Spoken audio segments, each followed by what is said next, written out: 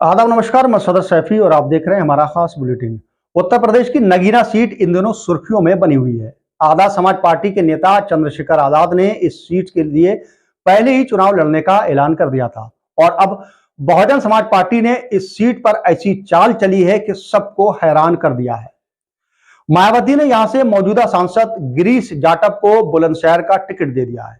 इसके बाद कयास लगाए जा रहे हैं कि मायावती यहां किसी और मजबूत चेहरे को उतारने की तैयारी कर रही हैं। हालांकि नगीना सीट से 2019 में सपा बसपा गठबंधन की ओर से गिरीश जाटव चुनाव जीते थे, लेकिन अब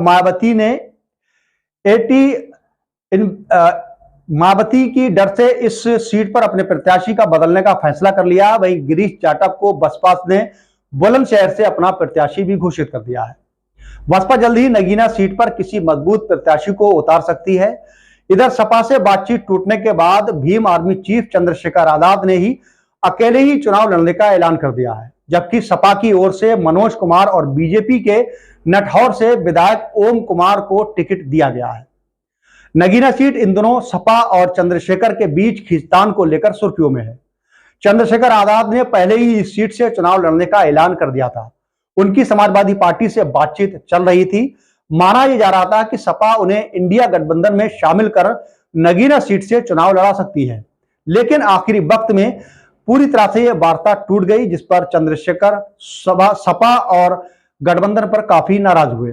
सूत्रों के मुताबिक अखिलेश यादव चाहते हैं कि चंद्रशेखर सपा से सिंबल पर चुनाव लड़ें, लेकिन वो अपनी ही पार्टी के सिंबल पर चुनाव लड़ना चाहते थे, जिसके बाद चंद्रशेखर आजाद भड़क गए। उन्होंने अकेले ही चुनाव लड़ने का ऐलान कर दिया। यही नहीं, वो पश्चिमी यूपी की इन सीटों पर भी अपने प्रत्याशी उतारने के लिए पूरी तरह से तैयार हैं, जहां उनकी पार्टी बेहतर स्थिति में है। ऐसे में सपा की मुश्किलें बढ़ना पूरी तरह से तय माना जा रहा है। नगीना लोकसभा सीट पर चुनाव धीरे धीरे दिलचस्प हो रहा है। वहीं आजाद समाज पार्टी के संस्थापक चंद्रशेखर ने इस सीट से चुनाव में उतरने की पूरी तरह से ठान ली है, जो समाजवादी पार्टी के लिए एक बड़ा चैलेंज है। पार्टी नेताओं ने भी इन्हें चुनाव में उतरने की सलाह दी है। वहीं बसपा भी आज नगीना सीट से प्रत्याशी की घोषणा कर सकती थी। नगीना लोकसभा सीट पर वंचित समाज और मुस्लिमों का गठजोड़ 3 में से 2 चुनाव में भाजपा पर हावी रहा है। वे आमतौर पर यहां मुख्य मुकाबला भाजपा, बसपा और सपा के बीच रहता है और पिछले तीनों सांसद यहां इन तीनों दलों से चुने गए हैं। लेकिन इस बार चंद्रशेखर ने भी नगीना सीट से ताल ठोक रखी है। वे पहले रालोद के बाद अब सपा के गठबंधन करके यहां से चुनाव लड़ना चाहते हैं। सपा द्वारा नगीना के पूर्व जज मनोज कुमार को चुनाव मैदान में उतारने के बाद चंद्रशेखर को झटका तो लगा, लेकिन वे पीछे नहीं हटने वाले।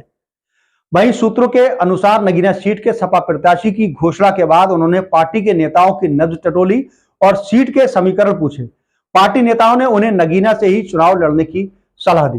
फिलहाल इस बार नगीना सीट से चंद्रशेखर आजाद यानी भीम आर्मी चीफ के चंद्रशेखर आजाद इस बार चुनाव लड़ेंगे। इससे सपा को काफी नुकसान हो सकता है।